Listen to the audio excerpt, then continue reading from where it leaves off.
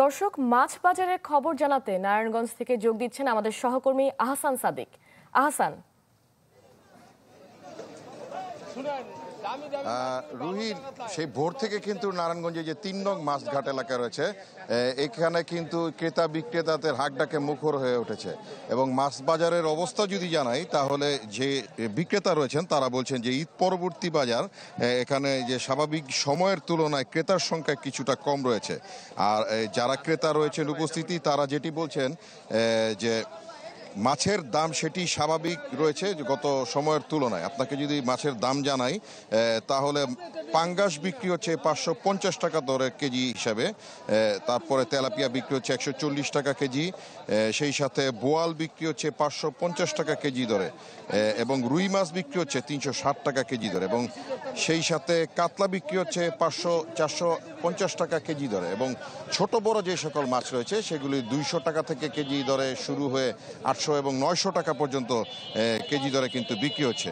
এবং সাধারণ ক্রেতারা যেটি আসলে দাবি করছেন যে আসলে মৎস্য বিভাগের যে নিয়ন্ত্রণ, বাজার মনিটরিং সেল, সেটিকে আসলে নারায়ণগঞ্জের এই বাজার নিয়ত তদারকি তারা কিন্তু দাবি জানাচ্ছেন। এবং আরেকটি বিষয় জানাই যে মূলত এই বাজার থেকে কিন্তু নারায়ণগঞ্জের পার্শ্ববর্তী যে সকল বাজার রয়েছে, সেই সকল বাজারগুলিতে কিন্তু আসলে নারায়ণগঞ্জের ৩ নং মাছঘাট এলাকা থেকেই কিন্তু আসলে মাছ সরবরাহ হয় বলে সাধারণ ক্রেতারা আমাদেরকে জানিয়েছেন, বিক্রেতারা জানিয়েছেন। এই হচ্ছে সর্বশেষ পরিস্থিতি।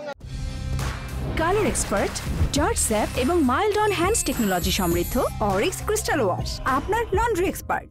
চালের ও সবজি বাজারের খবর জানাতে নওগাঁ ও লালমনিরহাট থেকে যুক্ত হচ্ছেন আমাদের সহকর্মীরা। শুরুতেই চলে যাচ্ছি চালের বাজারের খবর জানতে। নওগাঁয় রয়েছেন আমাদের সহকর্মী হারুনুর রশিদ। হারুন।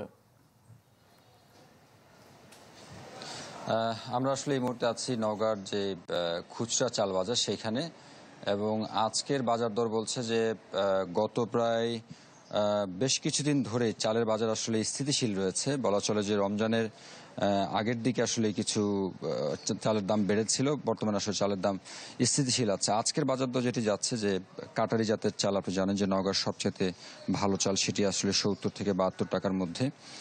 স্বর্ণা যে 5 জাতের যে চাল সেটি 55 টাকা, 49 জাতের যে চাল সেটি যাচ্ছে 60 টাকা প্রতি কেজি, জিরা জাতের যে চাল সেটি 68 থেকে 70, এবং সুগন্ধি চাল, এই সুগন্ধি চালের দাম কিছুটা কমেছে। আপনি জানেন যে রমজানে এই চালের বেশ চাহিদা বেশি থাকে, এখন আসলে চাহিদা কমেছে, যার কারণে দামও কিছুটা কমেছে, 90 থেকে 100 কিংবা 120 টাকার মধ্যে আসলে পাওয়া যাচ্ছে।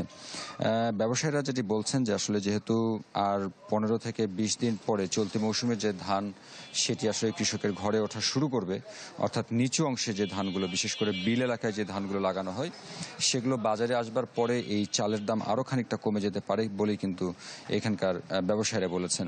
এবং সবচাইতে বড় যে বিষয়টি, যে এইবারে আসলে পুরো রমজান থেকে শুরু করে এখন পর্যন্ত বাজারে চাল সরবরাহের যে বিষয়টি সেটি কিন্তু বেশ ভালো ছিল, এবং ব্যবসায়ীরা বলছেন যে গত কয়েক বছরে দেখা গেছে যে এই সময়টাতেও আসলে চালের দাম বাড়তো, কিন্তু এইবারে কিছুটা ব্যতিক্রম হয়েছে, যে চালের দাম আসলে বাড়েনি, স্থিতিশীলই আছে। মোটামুটি এরকমটা ছিল। ব্যবসায়ীরা সেটি বলছেন যে আরও দিন কয়েক গেলে হয়তো বা চালের দাম আরও কিছুটা কমে যেতে পারে, যখন আসলে নতুন ধান ওঠা শুরু করবে ঠিক সেই সময়। মোটামুটি এরকমটা ছিল নওগাঁ থেকে।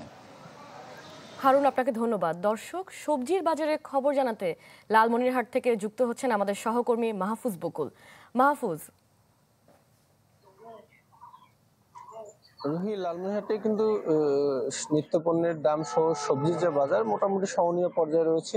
একটি পণ্য রয়েছে যেটির দাম কিছুটা বাড়ন্ত, অন্য পণ্যগুলো কিন্তু রমজান পরবর্তী যে স্থিতি অবস্থা সেটি কিন্তু রয়েছে। আমি যদি একটু বলি যে লাউ বিক্রি হচ্ছে প্রতি কেজি 15 টাকা, শসা বিক্রি হচ্ছে 15 থেকে 20 টাকা কেজি, এছাড়াও করলা বিক্রি হচ্ছে 60 টাকা, বেগুন বিক্রি হচ্ছে 40 টাকা, অন্যান্য যে পণ্য রয়েছে মরিচ সেটি কিন্তু 30 টাকা কেজি বিক্রি হচ্ছে, পেঁয়াজ বিক্রি হচ্ছে 35 থেকে 40 টাকা, এছাড়াও লাউ কিন্তু প্রকার ভেদে সেটি বিক্রি হচ্ছে 35 থেকে 40 টাকা, মিষ্টি কুমড়ো বিক্রি হচ্ছে 15 থেকে 20 টাকা, টমেটো কিন্তু বিক্রি হচ্ছে 15 টাকা কেজি। অন্যান্য যে পণ্যগুলো রয়েছে শাকসবজি, বিশেষ করে শাকের দাম নিয়ে কিছুটা বাড়ন্ত রয়েছে। শাক কিন্তু বিক্রি হচ্ছে আটি প্রতি কিছুদিন আগেও 20 থেকে 25 টাকা বা 30 টাকা বিক্রি হলো, সেটি কিন্তু এখন 30 থেকে 40 টাকা পর্যন্ত উঠে গেছে।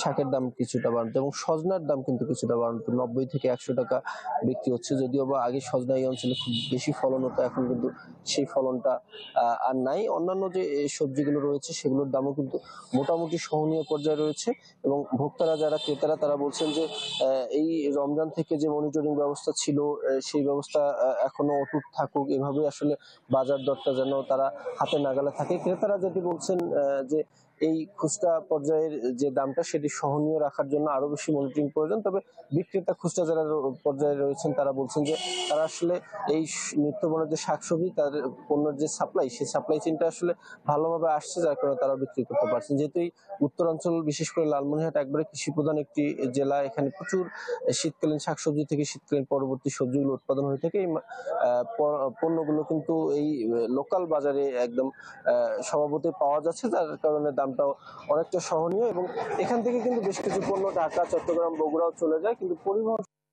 কিন্তু এখানকার যারা কৃষক তারা এই উৎপাদিত পণ্যগুলোর যে ন্যায্য মূল্য সেটি থেকেই বঞ্চিত হন। খুচরা এবং পাইকারি বিক্রেতা দের মাধ্যমে আসলে যেতে হয়, যার কারণে এখানে মধ্যস্থতাভোগী থাকার ফলে কৃষকরা ন্যায্য মূল্য তেমন পান না, যার কারণে এই অঞ্চলের মানুষের দাবি এখান থেকে যোগাযোগ ব্যবস্থা আরো বাড়ানো হোক, যাতে এই পণ্যগুলো রাজধানী সহ অন্যান্য অঞ্চলে যায়।